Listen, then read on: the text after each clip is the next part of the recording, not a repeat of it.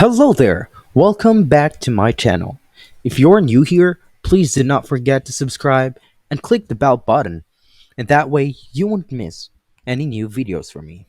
So for today's video, I'm gonna show you how to change the page size of your document in Microsoft Excel. Now first, you need to open that specific file or document in Microsoft Excel. Let's try to use this one. Now this is how it looks like once you'll open it.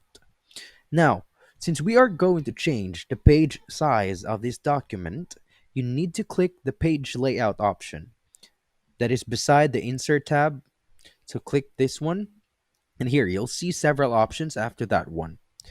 For us to proceed in changing the size, we should be under page setup. There is an option for you to change the size of the page.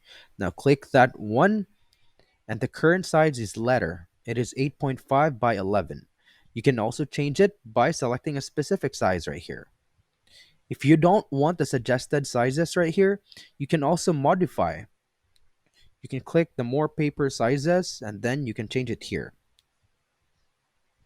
Just click OK right after. Now this is only applicable once you'll print your document in Excel. So let's try to change it to A4. And there, that's how you change a page size in Microsoft Excel.